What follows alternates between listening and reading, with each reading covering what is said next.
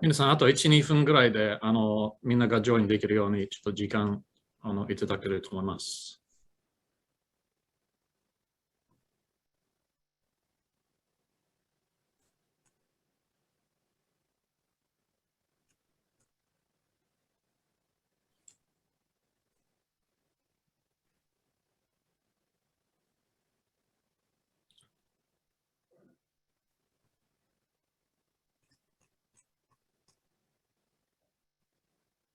あと1分ほど。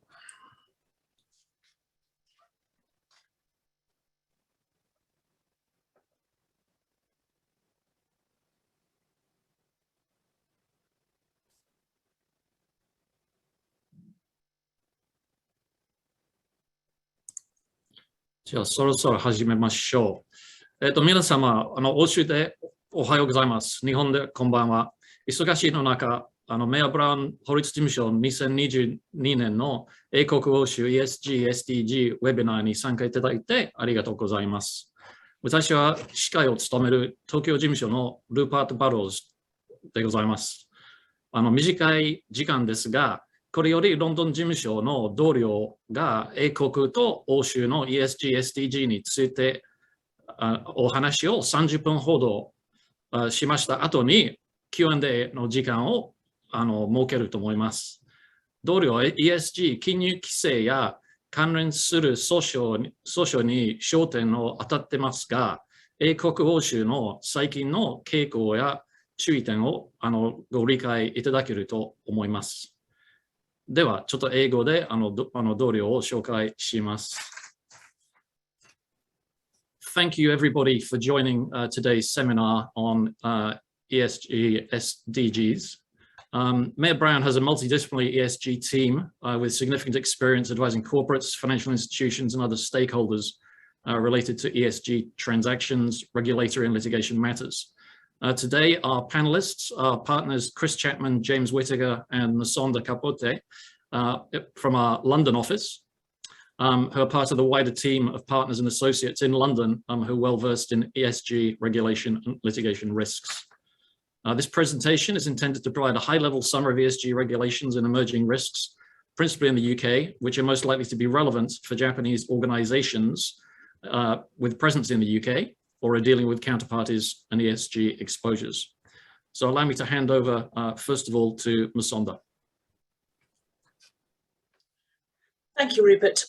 We're going to provide a brief overview of the regulatory landscape in the UK and also Europe in light of some of the post-Brexit divergence, and put some of this into the geopolitical and commercial context so that you understand some of the drivers for this regulation.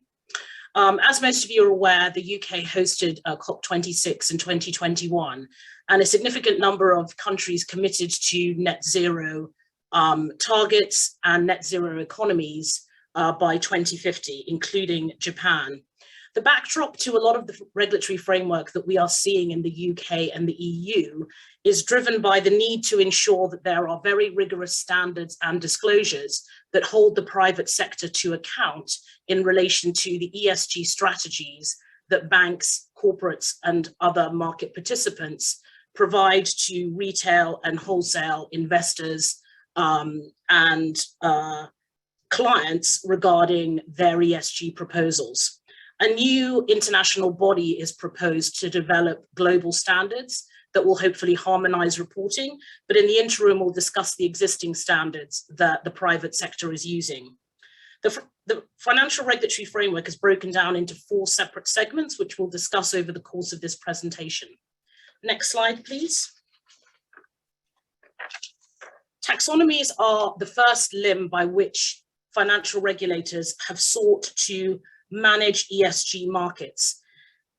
Taxonomies, in particular the EU taxonomy that applies across the region, seek to set out a catalogue of commercial activities that can be described as environmentally sustainable. The purpose of this classification system is to manage greenwashing, which is essentially the promotion of activities as environmentally sustainable when in fact they are not. The framework under the EU taxonomy regulation establishes 6 environmental objectives to which a commercial activity has to contribute in order to qualify. There are also 3 other conditions that are necessary before an activity can be described in the market as environmentally sustainable. These include very complex technical screening criteria that the relevant activity needs to meet before it qualifies, and also certain human rights safeguards. The taxonomy is intended to be used to drive certain disclosures that are provided by corporates, financial institutions, and SMEs in the market, so that investors who are seeking to make investments in companies or clients who are seeking to purchase ESG products have a better understanding of the way in which the relevant company is participating in environmentally sustainable activities. Equally, those taxonomies can be used to better describe the way in which funds are investing in ESG activities, and finally, use of proceeds for green bonds. The outstanding issue in this area from a regulatory perspective is the treatment of nuclear energy, and the fact that there are still conversations within the EU as to whether nuclear energy should fall under the taxonomy framework. Next slide.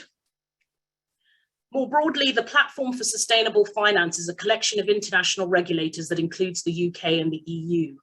It issued draft proposals for a social taxonomy in July 2021 that haven't progressed much further. That will look at issues relating to employee standards, human rights, and ESG supply chains. This is a much more controversial subject than the climate change initiatives. In the UK, we are seeing divergence with the EU in that the UK will develop its own taxonomy. What that means for Japanese entities who have UK subsidiaries and EU subsidiaries that participate in these activities is that some of those activities may qualify for the UK taxonomy, but not for the taxonomies in the in the EU. The technical screening criteria for the UK is expected to be finalized at the end of this year. And taxonomy-aligned disclosures will follow from that.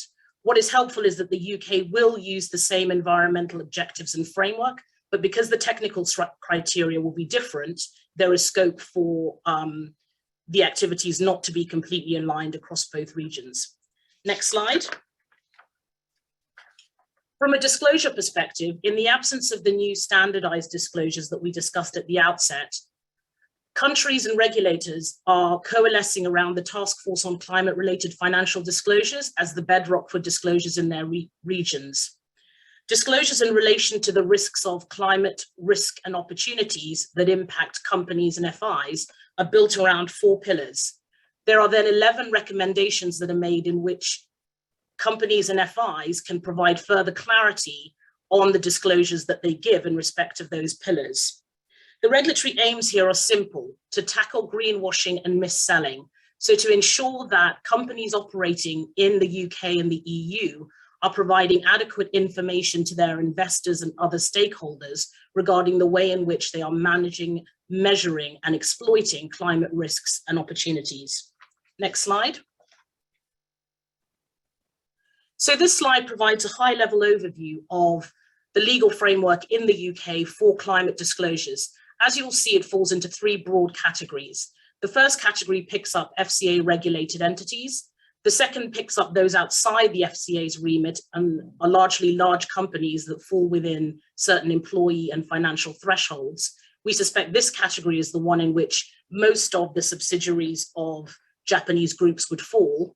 And then finally, the new proposed FCA sustainable disclosure regime, which is relevant to Japanese financial institutions and funds that are marketing ESG products to retail and wholesale customers and clients in the UK.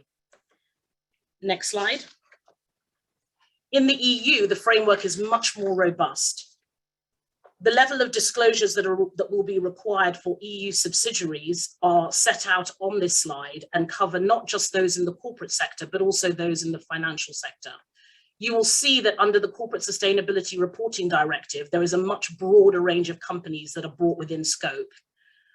Japanese entities will also need to consider the extent to which joint venture arrangements that they have with EU companies will also bring them within scope for some of those requirements. Alongside the UK regime, there are also disclosure requirements for entities that are marketing financial products to EU customers and clients that will need to be complied with to ensure that the proper ESG descriptions of those products are being made. And finally, as you'll see, there are changes to a number of EU regulations that you will be familiar with, MiFID II, AIFMD, UCITS, to ensure that the proper suitability and product governance arrangements are being put in place where financial advice is provided in connection with those ESG products. Next slide. From a prudential and governance framework, these are issues that will largely impact Japanese entities that have banking or financial institutions in the UK and the EU. It will be relevant for corporates because the climate stress tests that banks will be subject to in the UK will start to have implications for credit risk appetite for corporate lending and other financing activities into carbon intensive sectors. From a governance perspective, the PRA have implemented a senior manager regime under which a climate risk officer has personal liability in connection with certain of the implementation requirements regarding climate regulation in the UK. You'll see there that there's a very fragmented framework for governance in the UK, which there aren't any proposals currently to consolidate. Next slide. And finally, in terms of the prudential and governance framework in the EU, you'll see there are equivalent climate stress tests being undertaken to manage climate resilience on the balance sheet of EU banks. Unusually, the EU is looking potentially at a green prudential framework in which green capital may be made available to certain companies on more favorable capital terms. And finally, the EU is looking at a sustainable corporate governance directive that will look directly at some issues relating to directors' duties and ESG supply chain harmonization. I'll now hand over to my litigation colleagues. Thanks, Matonda. So James and I are now going to give a perspective of the investigation and litigation risks around ESG in the UK. Just before we start, I should say, we're going to talk, I guess, for about 20 minutes because we want to leave time for some questions at the end. If you do have questions, please feel free to use the chat function. If you send that to hosts and participants, only we will be able to see it. And Rupert will pick up some of those when we finish. I think we're expecting to finish well before the hour, but we're happy to stay around answering questions if we need to. Now, James, we thought that in order to cover our section, we would use a fact scenario, right? Yes, that's right. We thought illustrating some of the developments and factors which Japanese organisations operating in this jurisdiction need to be aware of with the assistance of a factual scenario would be a valuable way in the short time we have to draw out some of the key issues. Right, okay, and now this is the first part of our factual scenario laid out here. I would say that we've actually developed this based on issues we've come across, but it's been heavily anonymised and changed. So it is in large part fictional, but based on fact. And we've chosen to refer to a listed UK bank here, but as I hope will be obvious, what we're saying will also be relevant to other types of businesses in the UK. So the factual scenario begins with this UK bank hiring a new head of ESG. And about 2 or 3 weeks into her job, she has one of those sorts of days that you fear as the new head of ESG at a large bank. And it concerns the flagship investment fund of the investment management arm of the bank. And this is called the Green Planet Fund. And you can see here that the investment mandate of this fund is that it is committed to investing only in environmentally sustainable projects that make a meaningful contribution to limiting average global temperature rises. And it's a very large fund, and it has recently decided to diversify into consumer products. And as part of that, it's invested a large amount of its money in an EU chocolate company. And this chocolate company brands and markets on the basis that its ingredients are all ethically and sustainably produced. And this terrible day for the new head of ESG begins because of media reports emerging about this chocolate factory. And it seems that although the cocoa in the chocolate is sustainably and ethically produced, the company is also a very large user of palm oil. And palm oil is one of the major causes of global deforestation and a major contributor to global warming. So exactly the opposite of the sorts of investments the fund is supposed to be looking at.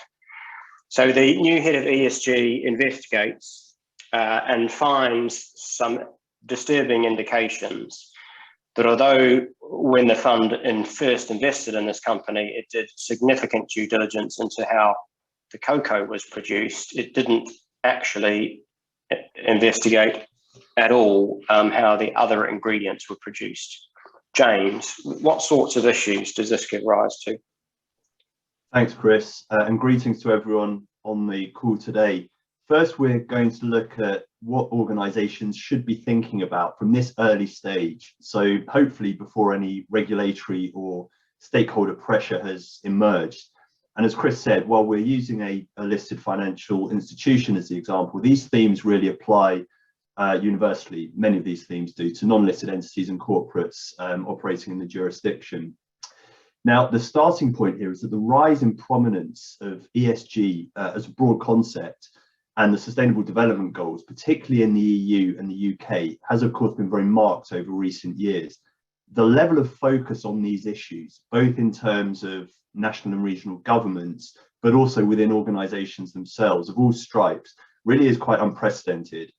And that attention comes from stakeholders of all types. So not only shareholders and investors, but suppliers, customers, employees, and particularly interest groups outside of the organisation. So multiple demographics are going to be looking very closely at what has been said by, in this case, the bank, in a range of contexts, and the basis on which any statements, representations, and assurances have been made. So in particular, attention will be focused on the extent to which such claims are supportable. So in the present case, we have a fund with a highly suggestive name, the Green Planet Fund. We have express references in the investment mandate to taking meaningful action to address the climate emergency. We have a commitment to only investing in environmentally sustainable products, or projects, I should say. And we have a reference to the widely recognised targets of 1.5 degrees Celsius. So there can be little doubt here as to how the Green Planet Fund is marketing itself. However, as Chris outlined, it transpires that insufficient due diligence has been carried out in order to verify or support the Green Fund's public commitment to environmental sustainability. Now, as Masonda outlined, the regulatory framework and regime which applies has developed and is developing very quickly. So the first thing to note is that even where statements may have historically been acceptable, they may well no longer be so. So obviously any overt regulatory breaches that are discovered when looking back at such statements will need to be addressed as a priority, and Chris will talk a bit more about that in a moment. But there are also very significant reputational risks at this early stage which need to be managed and addressed. Now, if statements are found not to be supportable and verifiable, they should be corrected as a priority and in a transparent manner. So communication with stakeholders can become key in terms of managing reputational exposures, and from a very early stage, certainly before an adversarial context arises. So here, the unfortunate new head of ESG has focused on the description of the Green Planet Fund. But in addition to specific product literature, and of course any advertising material, a far broader range of statements are relevant here, be they corporate policies, mission statements, through to strategic reports, financial results, directors' reports and annual reports.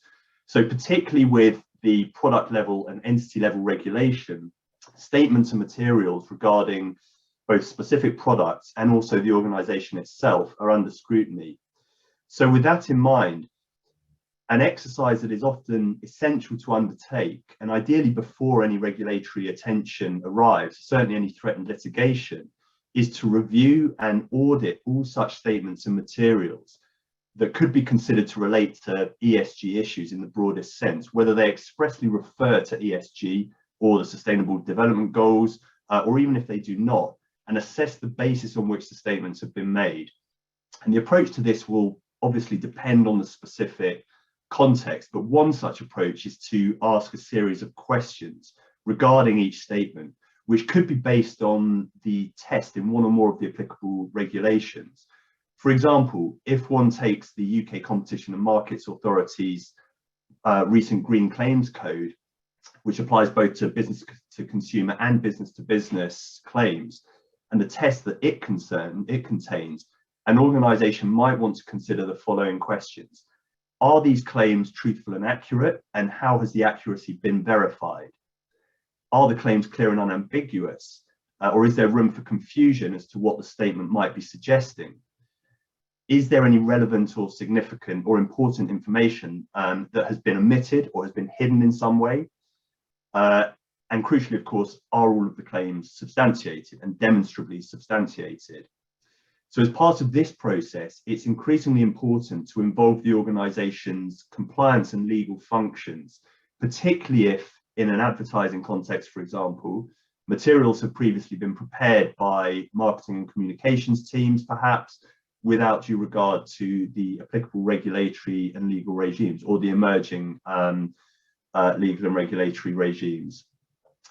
So with regard to claims themselves, as a general rule, the more specific and less vague they are, the better. So using attractive but undefined terms such as, for example, environmentally friendly or green or sustainable, these may be considered down the line to be misleading, even if for the moment at least, there is no recognised or accepted definition.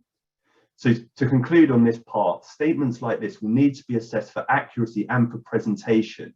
And in this case in particular, whether it's likely to be material for those considering investing in the Green Planet Fund.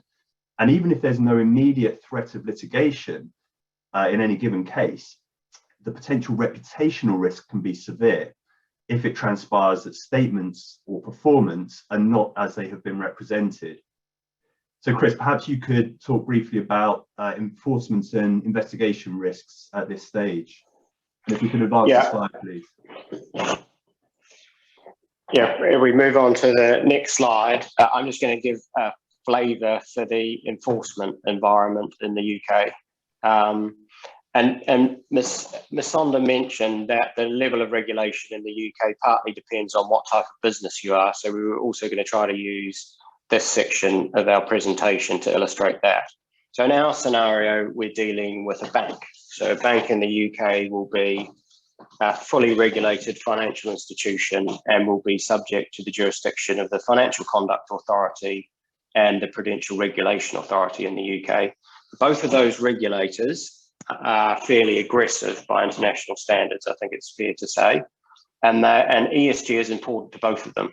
So they've made significant hires in this area recently. They've got a large focus on ESG.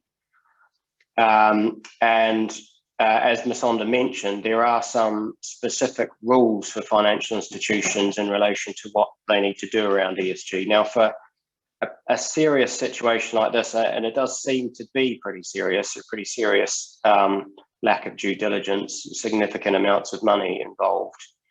I would have thought that both of those regulators and the FCA in particular might be interested in starting an investigation, even if no specific rule has been breached, if they felt there had been some sort of general failing. For example, a general failure to have in place the sorts of systems and controls that would appropriately manage this risk. So that's certainly something I think they would think about. They may not start it. And as in other jurisdictions, these sorts of investigations can be hugely time consuming. They can last several years. They're a big drain on management and staff time, very expensive, it costs millions of pounds in fees.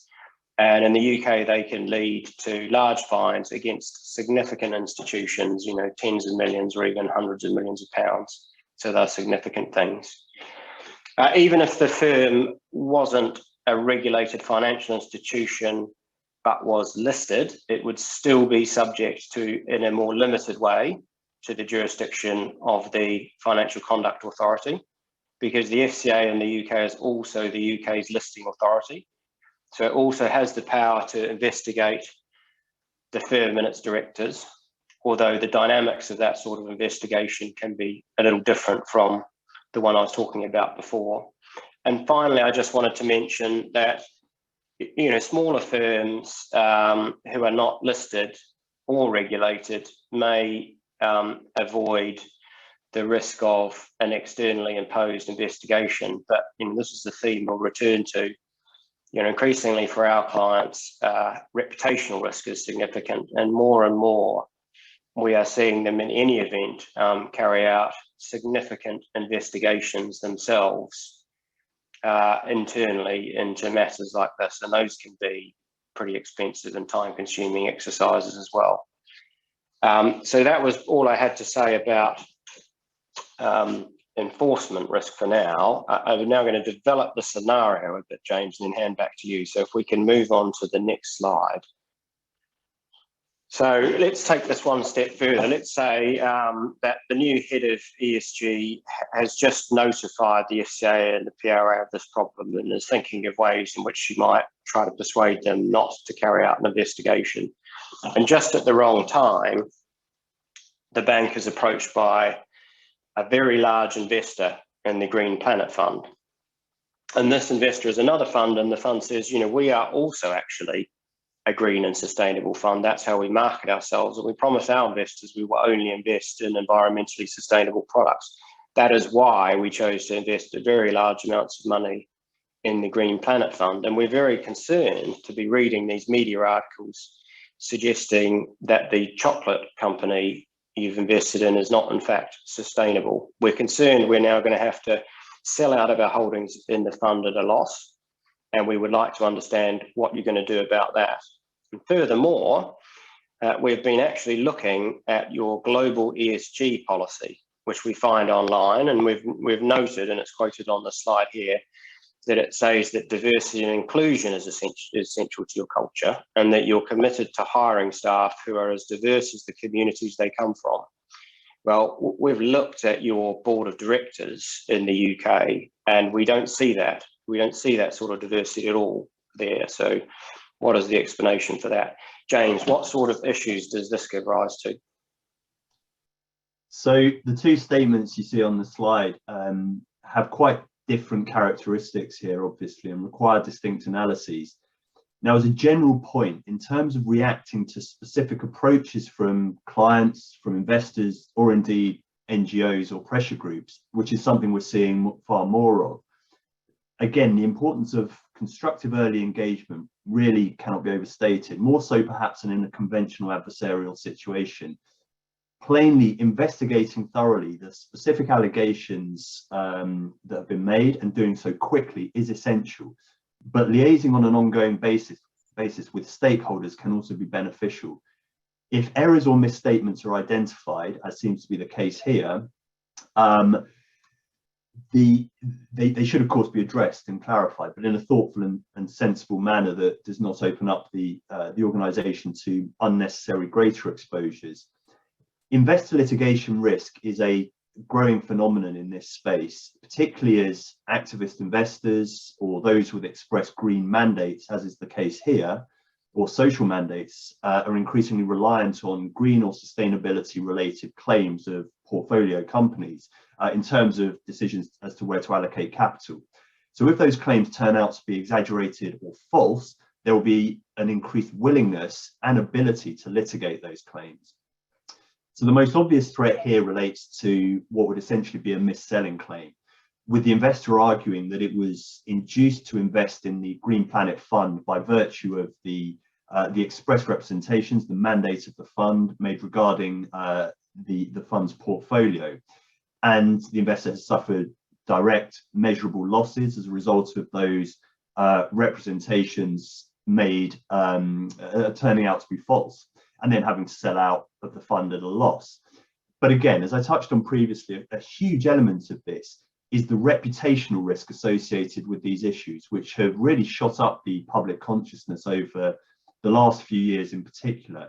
So long before a statement becomes actionable as a misstatement, for example, it may be identified as or be perceived to be misleading in terms of the picture it paints about the organization's practices, about its approach, about its culture.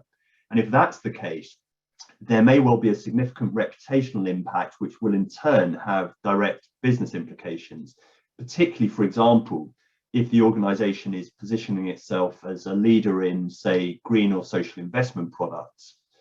So reputational risk may become relevant when the head of ESG is considering the second of these statements in particular, which, whilst it's difficult or more difficult than in the case of the first statement to identify express quantifiable metrics or directly measurable targets, certainly gives or is intended, one would suggest, to give a clear picture of the bank's culture.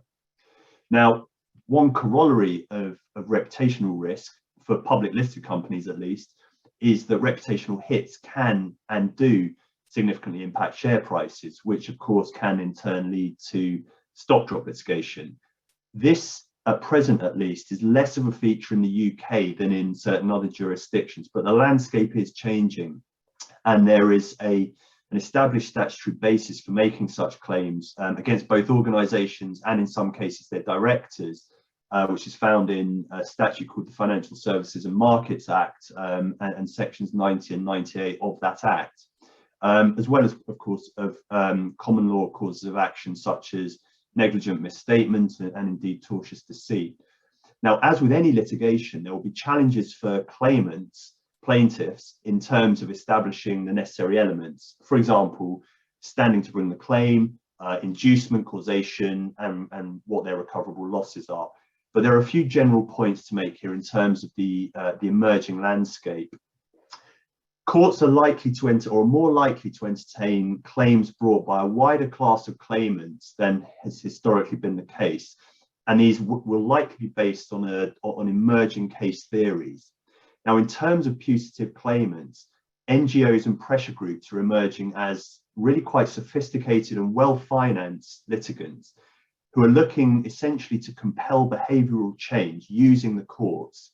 Now, many are particularly focused at the moment on greenwashing from corporates, from financial institutions, and indeed from professional advisors. So in the present case, the approach that the head of ESG received from the investor could easily have come from an environmental pressure group. Very briefly, in terms of case theories, in addition to more traditional tort-based claims or mis-selling type claims, claims based on alleged human rights abuses are likely to become more prevalent as we move forward, as the Shell decision in the Dutch courts last year showed. We're also likely to start to see secondary liability theories being deployed, such as, for example, aiding and abetting or conspiracy or negligence, for example, where a financial institution is financing ESG unfriendly projects. So it's fair to say probably that the English courts are somewhere behind the courts of, say, the Netherlands or Germany in the EU, but signs are certainly emerging of a clear direction of travel.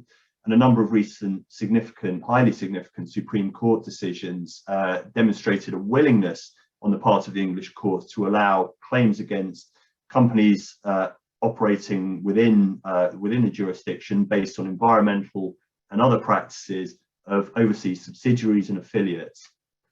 Another couple of highly significant factors in this jurisdiction that are emergent and are really fundamentally impacting the litigation landscape in this space are the related issues of increased recognition and use of class action mechanisms, or what we tend to call collective action mechanisms, albeit the regime is far behind that of, say, the US or Australia, and relatedly the availability of litigation funders. It's quite difficult to overstate how consequential these developments are likely to be in all types of litigation, but perhaps particularly in the context of ESG litigation. Again, while we're some way behind certain other jurisdictions, the landscape is certainly changing fast. So Chris, one area I haven't really touched on is what all this might mean for senior managers and directors. What are the implications in that regard? Yeah, thanks, James. If we can move on to the next slide, I'll talk about this just briefly. But in terms of the jurisdiction, I would firstly say that for senior managers and directors within regulated financial institutions, the UK is a relatively high-risk jurisdiction. We have regulators who are focused on and who have the powers to commence investigations against individuals. I would say that in a serious situation like this, they would at least consider opening an investigation against senior individuals at the bank, in the same way they would consider opening an investigation against the firm. For unregulated listed firms, the FCA also has powers to take action against individual directors, so that's also a risk area. But in a litigation sense, historically, the UK has not really had the same sorts of risks as jurisdictions like the US for directors. We don't have the same sort of securities class action regime. It's been difficult to bring meaningful cases against directors that will, result in money in the pockets of the claimants. That is changing, though. There are some new laws that have come in. There's some new case theories that are being tested. James talked about developments in the area of class actions. And we're certainly seeing a greater focus on directors in the UK as potential targets. And we are seeing talk about that also in the context of ESG. That was all we wanted really to say for our section on substantive talking before we hand over for questions. Just before we do that, I just wanted maybe to summarize the three key points I think that come out of what we've discussed. And I think they are these. Firstly, as a jurisdiction, the UK has fragmented regulation relating to ESG, but it is evolving and developing rapidly and is a key area of focus for regulation and laws in the UK.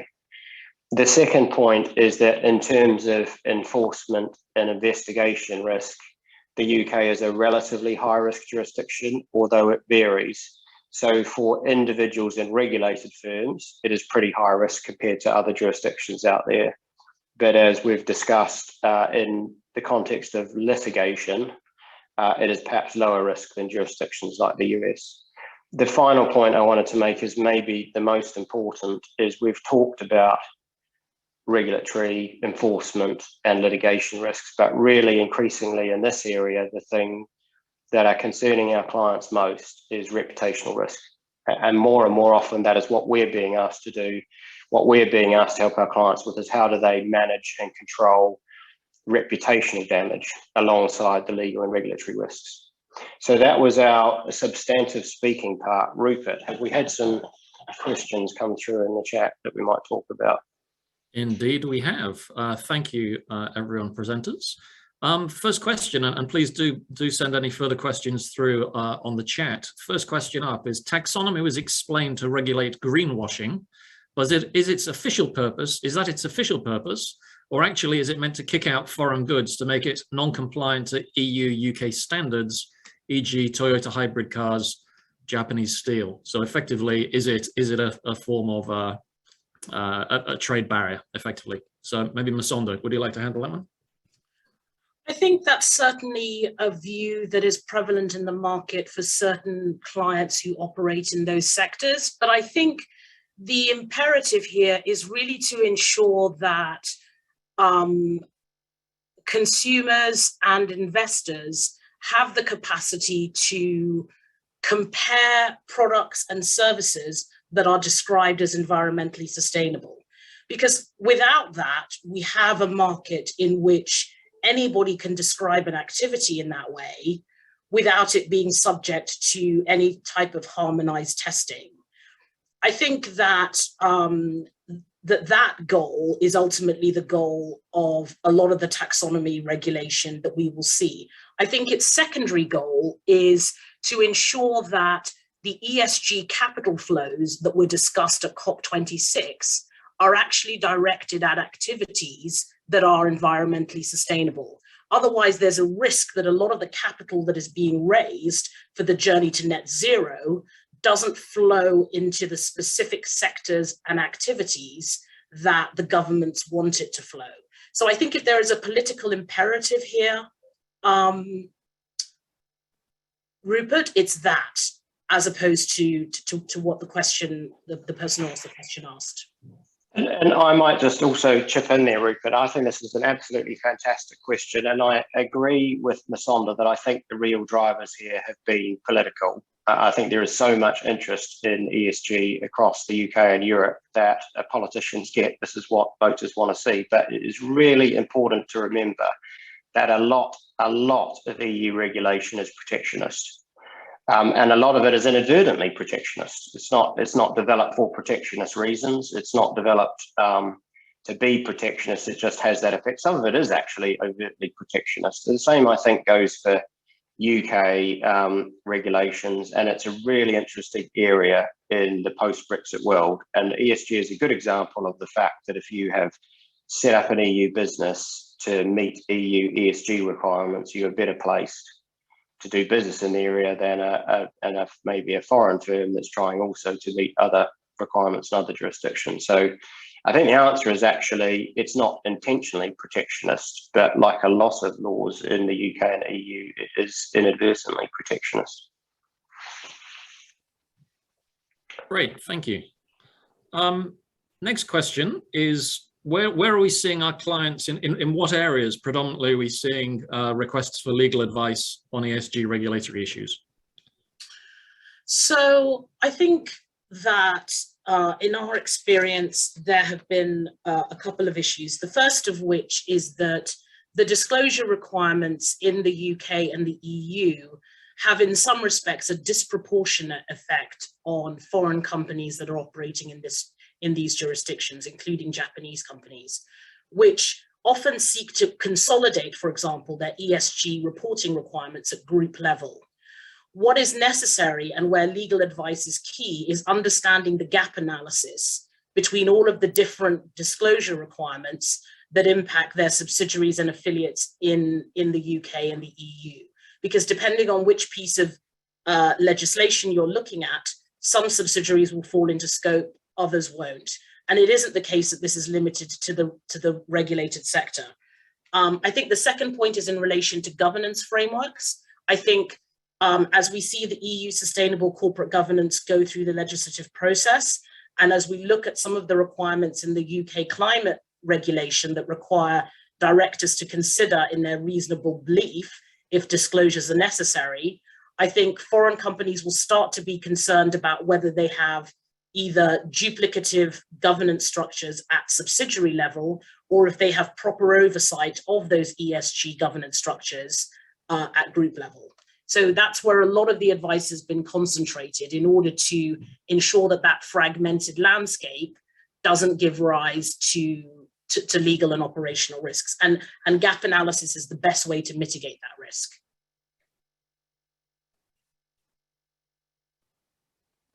Great, thank you, Masonda. A further one, just paraphrasing. What are the main things that clients can do to mitigate these potential exposures that we've been identifying? Masonda, do you want to start and then I'll comment, James, afterwards? Right, so I think as a starting point, you need to think about all of the different regulations that we're discussing here. I think if you look at disclosures, I think it's really important to create a map across all of the different geographies in which you sit and across all of the different activities that you perform in order to assess which ESG activities are applicable to those. We talk about ESG more broadly, but it really needs to be segregated right now into climate and then the S and the G. I think the second thing that can be done in connection with some of the issues around the taxonomy is understanding which of the activities as a company that you perform that have the potential to fall within the taxonomy, or what adjustments you need to make to your business and strategies and models so that they do so. With respect to the Prudential framework, I think for a lot of banks, they're already taking actions regarding the reassessment of their balance sheets in relation to the stress tests that they have to perform, and also considering the implications of their credit lending appetites based on those stress tests.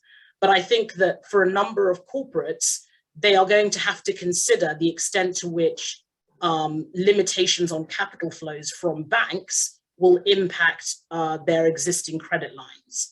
And the best way to start to mitigate that risk is to understand the prudential regulation that banks are subject to, so that they can start to structure the financings that they require on terms that will make it easier for banks to lend to them. So I think that's just a handful of the ways in which corporates, particularly Japanese corporates that have a presence in this region, will need to start to think about reframing some of their activities to manage the regulatory landscape. Yeah, and I think this is another really good question. I suppose if I was to think, what is the one thing I would tell clients to do, from my perspective, I suppose it's consistent with what Ms. Saunders just said and consistent with what we've been talking about, which is, look, if you haven't already, make sure you audit and assess the policies and documents and statements you have out there in relation to ESG at the moment. We have a lot of clients who developed a lot of those statements in the past before ESG was fully regulated.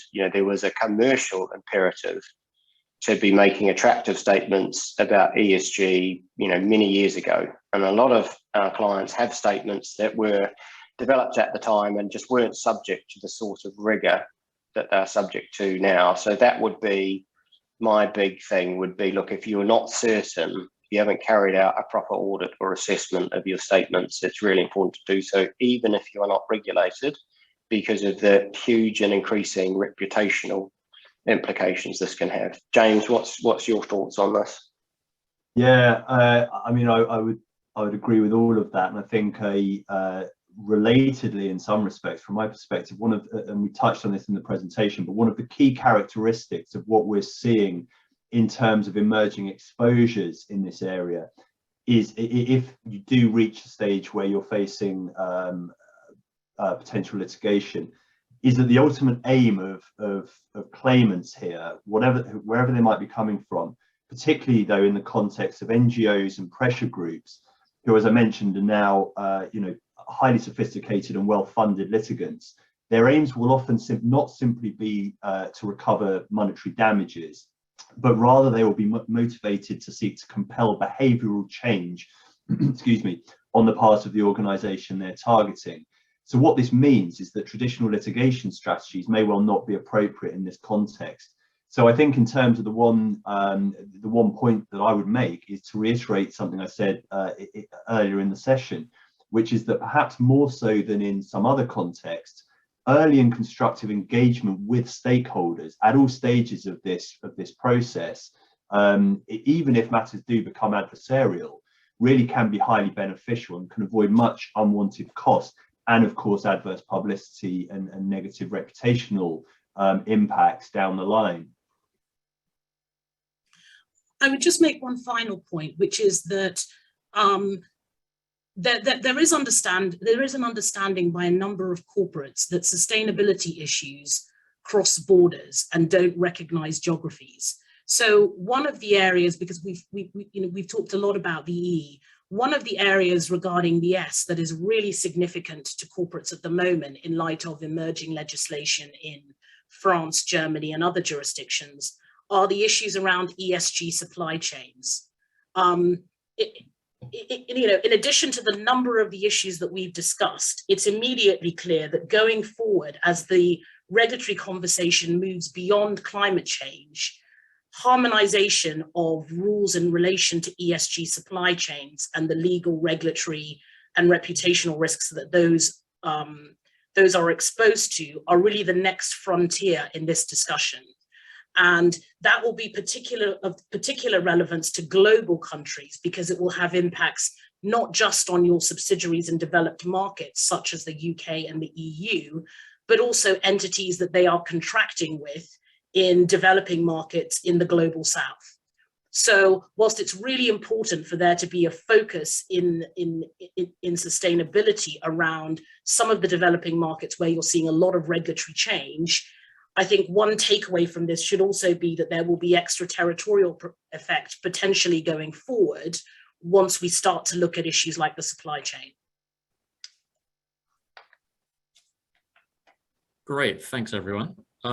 Next question up. Where are we seeing the preponderance of activity in relation to potential claimants for ESG litigation? In which area? Who'd like to take a stab at that? Yeah, I can address that. It's interesting, you know, investors have driven much of the ESG agenda for some time, and often investors will not be afraid to litigate claims. And I'm talking here about the global position more than the UK position specifically. But as I mentioned, the rise of NGOs and pressure groups as litigants is a highly significant feature of this emerging landscape. And the use of strategic litigation is now a widely recognized tool for many groups who are seeking to impose changes in conduct or behavior. So we've already seen this in, you know, for example, much of the early climate litigation. And while that was obviously focused for the most part on national and regional governments, increasingly attention has turned to corporates and financial institutions also. So, and this, you know, this is where some of the emerging case theories that I mentioned earlier come into play. So the growth of NGOs and pressure groups as litigants, I would suggest, is a dynamic that is a relatively recent arrival in this context, but is certainly one we expect to continue. James, I just thought I might also pick up on another question that came in through the chat there, which you might also have thoughts on, but let me have a go first, which was about to what extent some sections of the Companies Act in the UK, which are aimed at directors' liability, can be used by shareholders, particularly activist shareholders, to bring claims against or promote directional change with directors. And I think that also is another great question. So just in terms of, I think the key here is directional change and activist shareholders. So I mean, in terms of pure liability, the difference between the UK and jurisdictions like the US is historically claims against directors in the UK are brought on behalf of the company, so that if you succeed, the money goes to the company rather than the shareholder. Now, there've been some recent legal developments in the UK relating to misleading statements made in certain documents and publications relating to securities that changes that, and that actually bites in this area, which is significant. But it's still a developing area. It's leading to certainly far more active claimant activity in the UK, but still nowhere near where the US is. But I think the key here, right, is claims against directors for directional change. And they may not even be meritorious, but, you know, James and I work all the time on claims which are painful, expensive, stressful for individuals, have little or no prospect of succeeding, but that's just the nature of them. And I certainly think, you know, ESG is a key area where even in jurisdictions like the UK, where perhaps it's pretty difficult to succeed in claims against individuals, you still might see them for activist reasons. James, what's your thoughts on that? Yeah, I mean, it's a great question, and I agree with what you've outlined there, Chris. I mean, to pick up on the specifics of the Companies Act and the directors' duties enshrined in that. So obviously section 172, which the question refers to, obliges directors to act in ways which promote the success of the company, and there are a range of factors set out in that provision to which directors have to have regard, one of which is the environment. So that's quite vague, but there is an express statutory reference there. So these are obviously duties that are owed to the companies. It's the company itself. So as Chris mentioned, you know, it's the company within which the cause of action, if any, vests, and to make a meaningful recovery, any claim would have to be brought on a statutory basis if it's asserting a breach of one of these Companies Act duties. But of course, there are the emerging regime, the developing regime that Chris referred to, and in particular under FSMA, with regard to statements made or blessed by directors and other senior officers. They do, if found to have been breached, give rise to liabilities. So I think there is the framework there. To my knowledge, there has not been a claim, a piece of litigation that has proceeded to judgment on the basis of an alleged breach of Section 172 in the ESG context, but I suspect that will change in the not too distant future. And what we are certainly seeing is a rise in, if I can put it this way, in noise around the role of directors in encouraging and pushing directional change. And one nice example of that is the campaign over here, which is gaining a lot of momentum, which is looking at revisiting Section 172 expressly to make clear that directors need to not only have regard to factors such as the environment, but also have to align the interests of the company with those with a broader range of interests. So again, I think this is very much in focus, and I would expect this to be an area of significant activity as we move forward. Okay, great. We're coming up to the hour. So just one very last question is asking, what is there a significant, or how significant is the regulatory divergence in ESGs between UK and the EU? Ms. Sonda, would you like to tackle that one? Yeah, just very briefly, we have seen significant divergence. If the participants on this call go back and look at the slide of EU regulation, most of that has come into effect post-Brexit. The expectation is that the UK will adopt its own environmental framework. The Johnson government has been clear that it wants flexibility in that respect. One of the key points we're already aware of is that the UK will treat nuclear energy as an environmentally sustainable activity. And the second point is that although the EU issued some draft consultations on a corporate sustainability governance framework that would look to embed legislative directors' duties around sustainability, that isn't something that the UK have indicated in any of their papers is something that they would be looking at. So there is a difference of approach, but I think that where there is alignment is in respect to the political imperatives regarding net zero economies by 2050. That imperative is the same across the EU and the UK. What is going to differ is the regulatory journey to get there. Ms. Sonda, can I just add quickly, as a general Brexit point, there are, of course, huge commercial and legal incentives to align. You know, I don't think the Johnson government actually intends to have necessarily wildly different standards, and there are, you know, we discussed the protectionist element. There are advantages to having requirements that would be aligned to the EU, but of course we have political issues in the UK at the moment where, for political reasons, there's a desire to have almost divergence for divergence's sake in some respects. So there's a really interesting tension between, you know, incentives to be aligned and a desire to diverge. Okay, thank you. I think that's all the questions we have, and we're up against the hour. So thank you everybody for participating. 今日ご参加いただきまして誠にありがとうございました。次回2月24日に英国欧州エネルギー転換に関して追加のウェビナーを開催いたしますので、ぜひサインアップしてください。で、今日すごくハイレベルなんで、ご質問、追加のご質問がありましたら、ぜひEメールでも直接電話でも聞いてください。今日ありがとうございました。Thank you. Thanks everyone. Thank you.